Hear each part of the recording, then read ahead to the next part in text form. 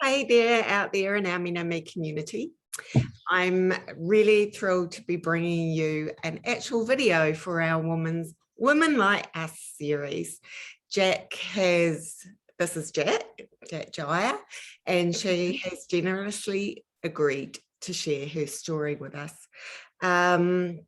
She has a very interesting story, so we're going to go through her growing up and where she went, and then how she went into early onset menopause, about 42 it was, wasn't it, Jacq? Yeah. Yes.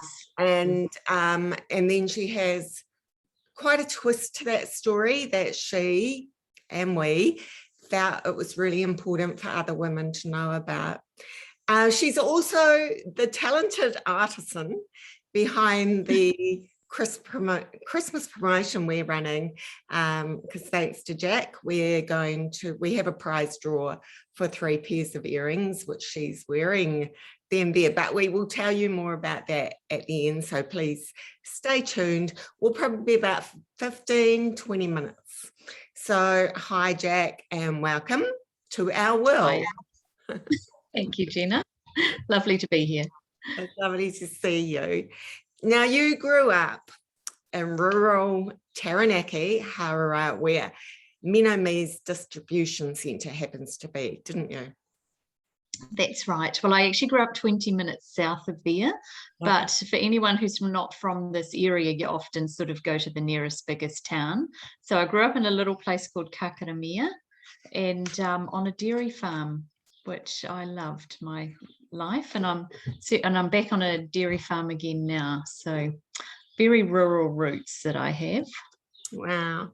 But you did, yeah, I know you're very active in the community and you're a historian, and you also have an interior design background, which took you way off to the big smoke of London, right? Where you worked for the very well-known Jane Churchill.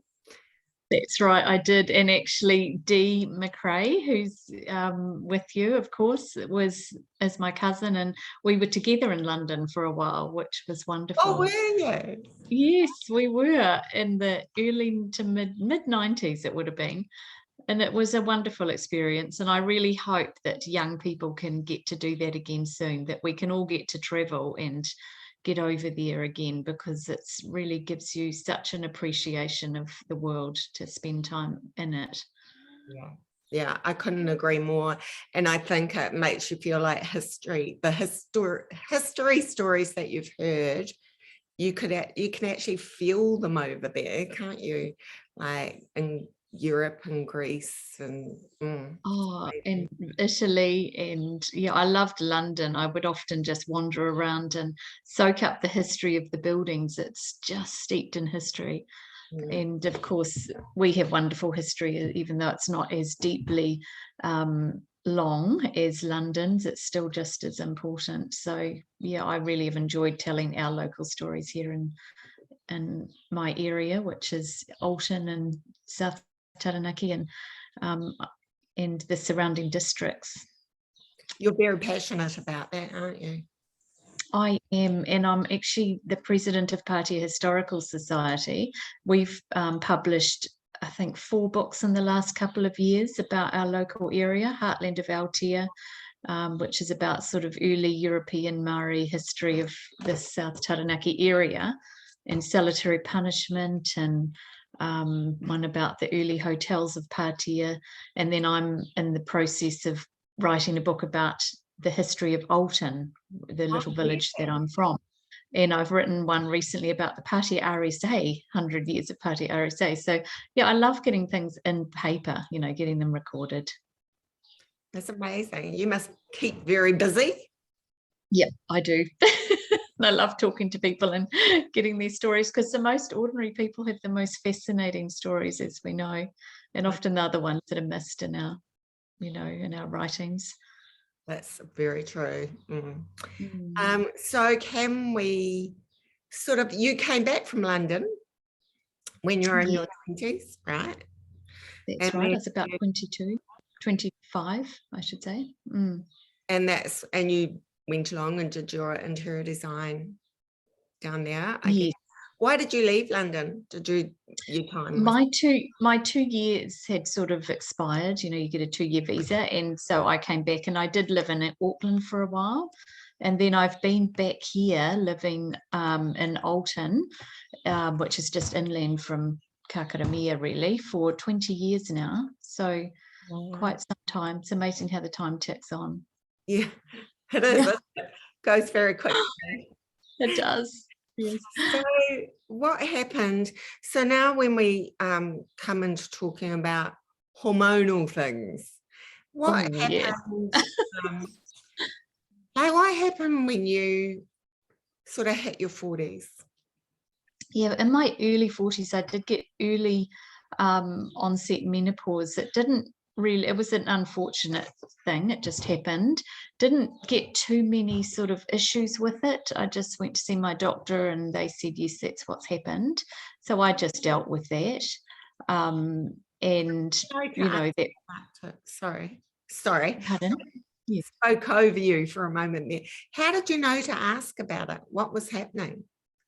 Because my periods were becoming intermittent, and I was getting the night flushes, which was really unfortunate. But I guess I just dealt with them, and that would be, gosh, how many years ago is that now? About 6 or 7 years ago now, I suppose. So yeah, that was a sign, and I haven't married, I haven't had children, and it was it was just one of those things that happened. It was like my body probably said, oh, you don't want that anymore. We'll get rid of it. Got to hold on to your humour, don't you?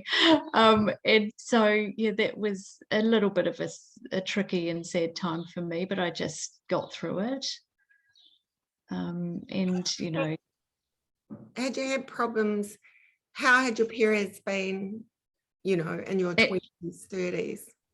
They had all fine. Yes, yeah. And the doctor said, look, it does happen. Sometimes some people get early onset, and you don't panic. You just sort of, deal with it. For some reason, that's what happened. It's quite a tough thing, isn't it? It was, yes, it was. Yes, but, our bodies are such complex machines, aren't they, that you can't control everything, really, that happens. No, absolutely not. And no. Not our hormones either. No. Yeah. So yeah, I didn't get any more of the monthly moans and groans. So was that a bit of a freedom? I guess it was, in a way. Yeah, it did. It was just, I just got on with it. And looking back on all that's happened since, it was a minor detail, really. So yeah, can you elaborate on that a bit more? Yeah, so then unfortunately, when I was 28, when I was 48, I'm 49 now. Just after my 48th birthday, I was diagnosed with multiple myeloma, which is a type of blood cancer. And that really has changed my life. And my only real symptoms were that I had this very sore back. You're meant to be really, really tired all the time, but I'm a real night owl, and I just didn't really get the tiredness. I just carried on doing, all my normal sort of tasks, but my back just got more and more sore. And what it actually does, multiple myeloma, is a blood cancer that actually gets into your bone marrow, and it starts to break down your bones. And sounds horrendous, and I always thought when someone got cancer in their bones, that was it.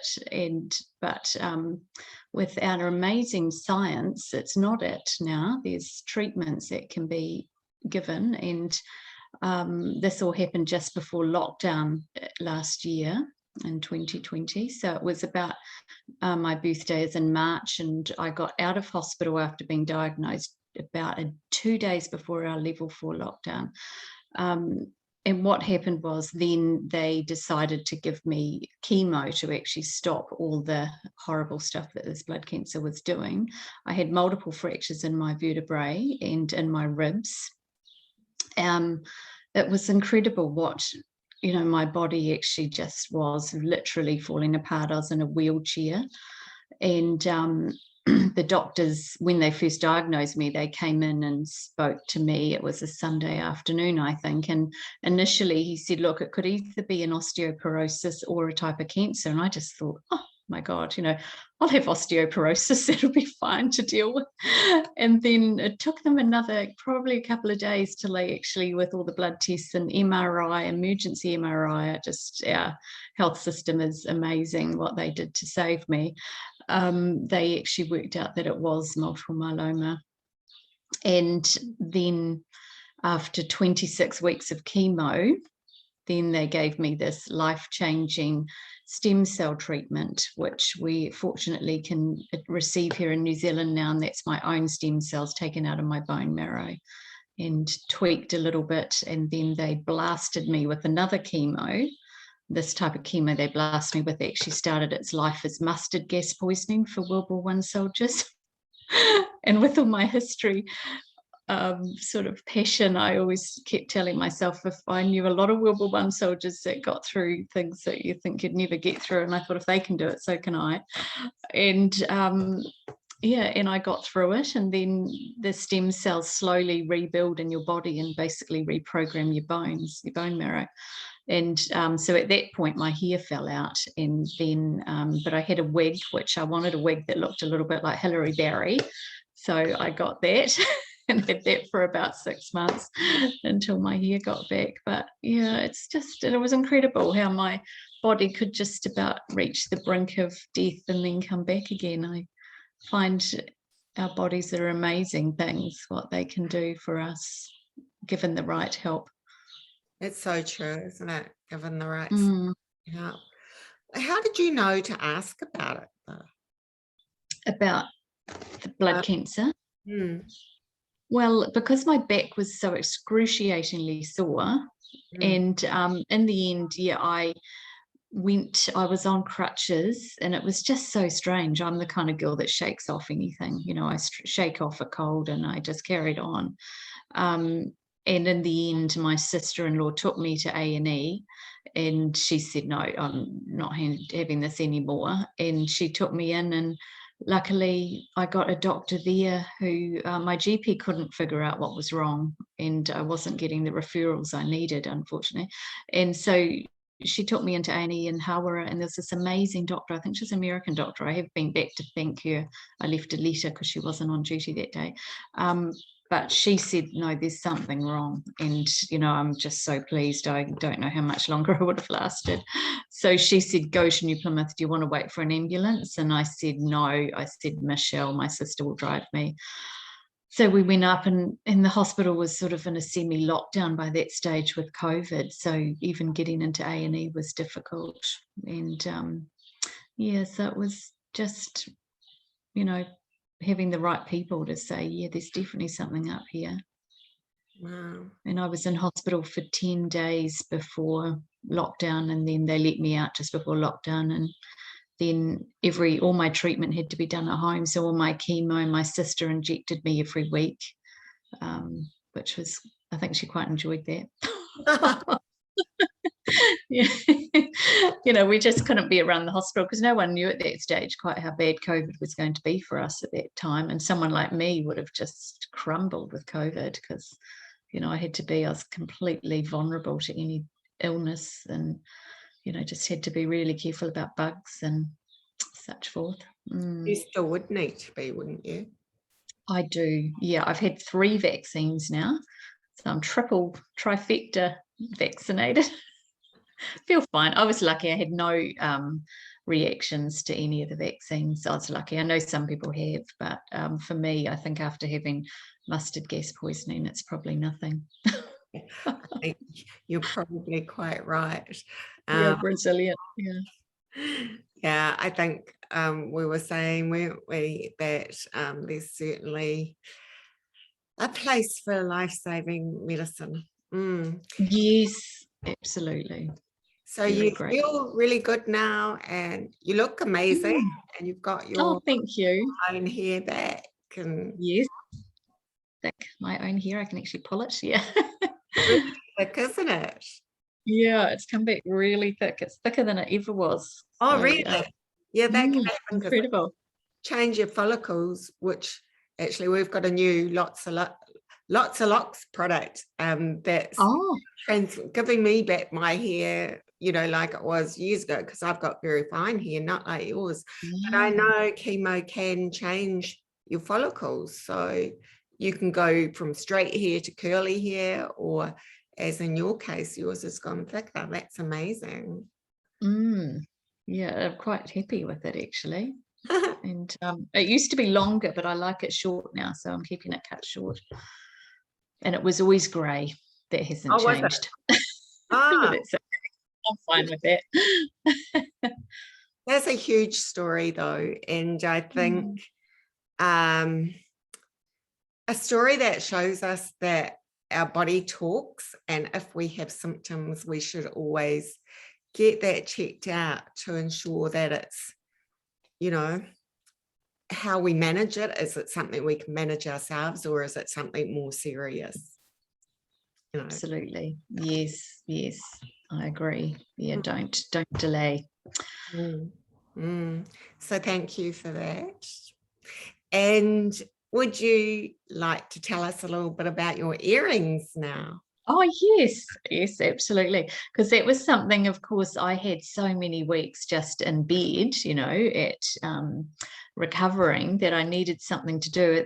At that time, I was also writing the book about the history of Alton. So I brought a new laptop, which was really light, so I could just sit it on my legs, because anything heavy was just too much for my bones at that stage. But it's amazing how my bones are so strong now. I actually get bone strengthening infusions every 3 months as well, which has helped a lot. So, you know, there's another technology, which is incredible. But I wanted something to do just to also thank some of the friends that had helped me. So I made earrings out of old bike tires from a local man in Harborough who had a bike shop, and here they are. So they're rubbery, sort of, you can see, they're very flexible. These ones are called the Kakaramia Kofi. So they're made to, you know, from the village where I grew up, Kakaramia. So they come in either gold or silver. And then I've got the Hawara feather earrings, if you can see there. And so that's a play on the Hui feather earrings. And they're like a feather. So I would just sit in bed and I'd be snipping away at all these bike tires. I'd have rubber everywhere. But it was a nice way to do something that's, you know, recycling an old product, and also just, you know, being a little bit creative, really. And yeah, different colors. This one is actually the multiple myeloma color is aqua. So these are a little bit hard to see, but that's an aqua color. And we had a fundraiser in, I think it was May this year, just gone, to make money for the multiple myeloma and blood leukemia corporation here in New Zealand. And we had a brunch, and I made loads of those earrings with all the proceeds going to them. Oh, wow. We made, I think, it went really well. We made about $9,000, almost $10,000, I think. It was huge, yeah, with raffles and all sorts of things, you know. Very, you know, just wonderful. Everyone supported us, which was great. We had 100 people at the brunch. Wow. Yeah. That's lovely. Yeah, so I've always liked making things. So this is something I could easily do in a small area, is make earrings. Talk about making your recovery productive. Don't like to waste time. No. So it's something that can be done. Yeah. Really, clearly. That's actually very inspiring. So thank you. And thank you for sharing your story with us. And don't go away, because what I'll do is I'll get your details, like where you sell the earrings through, because everybody, please do enter the promotion. But if you do miss out, we'll let you know how you can get hold of them as well. And we'll also put the details, and I'm getting really scared to say this word because I'm sure I'm going to mispronunciate it, but the multiple myeloma. Yeah, so we'll put details, a link to the details about that as well. Oh, thank you. Or to help or find out more about that. So Thanks, guys. We look forward to speaking with you soon.